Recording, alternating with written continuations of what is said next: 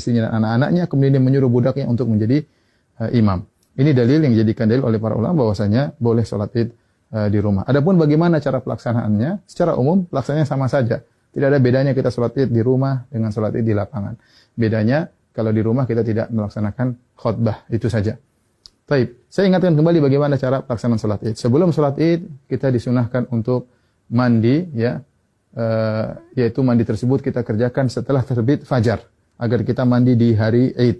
Ya, setelah itu kita disunahkan juga untuk makan korma dalam jumlah witir, ya, mau 3, mau 5, mau 7, karena itu sunnah Nabi SAW. Kenapa kita dianjurkan makan korma? Untuk menunjukkan bahwasanya hari tersebut adalah hari Al-Fitr. Al-Fitr secara bahasa artinya berbuka. Idul Fitri artinya hari berbuka, artinya kita sudah tidak puasa lagi. Maka kita tunjukkan bahwasanya kita berbuka. Sebagaimana kita berpuasa karena Allah, kita berbuka juga karena Allah, dan Nabi SAW segera menunjukkan berbukanya tersebut. Kalau tidak ada korma, maka Allah mengatakan boleh makan yang manis-manis. Kemudian setelah itu kita sholat id. Adapun sholat id, maka waktunya dimulai dari waktu syuruk, yaitu sekitar 15 menit setelah sunrise, setelah terbit matahari.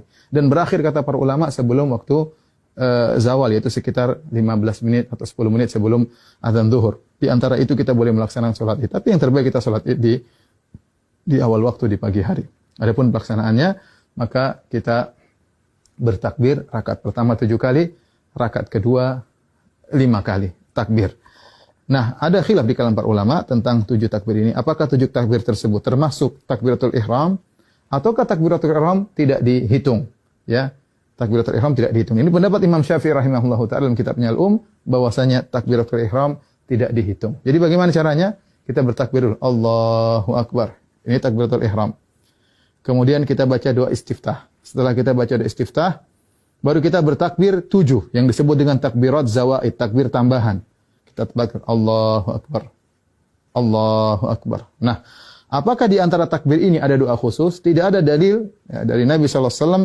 Nabi pernah disebutkan membaca sesuatu di antara takbir-takbir tersebut. Oleh karenanya, pendapat mazhab Maliki tidak ada bacaan. Namun sebagian ulama berpendapat boleh membaca sesuatu seperti mazhab Syafi'i. Kita boleh bertakbir, boleh bertahmid, boleh bertahlil di antara takbir-takbir tersebut. Kita ulangi, kita Allahu Akbar, takbiratul ihram, kemudian kita baca doa istiftah, kemudian kita takbir 7 kali. Allahu Akbar 1, Allahu Akbar 2, ya, Allahu Akbar 3. Antara takbir satu dengan yang lainnya kita ada jeda sedikit, apalagi kalau kita jadi imam, agar makmum di belakang bisa mengikuti kita. Kita lanjutkan Allahu Akbar 4, Allahu Akbar 5, Allahu Akbar 6, Allahu Akbar 7. Setelah itu kita ta'awudz, kemudian kita baca Al-Fatihah. Setelah baca Al-Fatihah, kemudian kita baca surat. Nah, surat ini kita bisa baca, disunahkan baca surat Sabbihisma Rabbikal A'la, atau kita baca surat Qaf, ya. Salah satunya sunnah, seandainya seorang baca surat yang lain juga tidak jadi masalah. Setelah kita selesai baca surat, maka kita ruku, Allahu Akbar, ya, seperti biasa. Kemudian kita sholat, sampai kemudian kita pada rakaat, mau naik ke rakaat kedua, tatkala kita sujud, ya, kita sujud, kemudian kita mau bangkit ke rakaat kedua, maka kita bertakbir. Allahu Akbar. Ya. Nah, takbir dari sujud menuju ke rakaat kedua namanya takbir al-intiqal. Yaitu takbir perpindahan dari satu rukun ke rukun berikutnya, dan itu tidak dihitung, tidak dihitung. Nah, rakaat kedua kita bertakbir 5 kali. Takbir tadi enggak dihitung, kemudian kita takbir lagi. Allahu Akbar. 1, Allahu Akbar.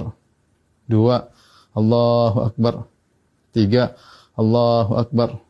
4, Allahu Akbar. 5. Kemudian kita baca Al-Fatihah dengan jahar.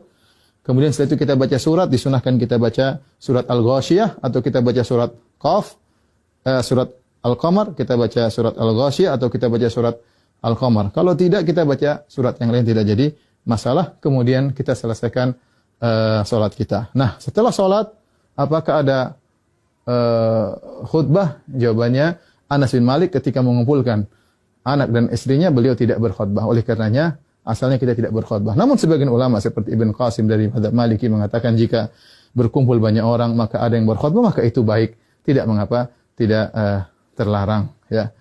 Demikian tata cara singkat ini, semoga bermanfaat bagi kaum muslimin. Semoga Allah menerima ibadah kita. Wabillahi taufik. Assalamualaikum warahmatullahi wabarakatuh.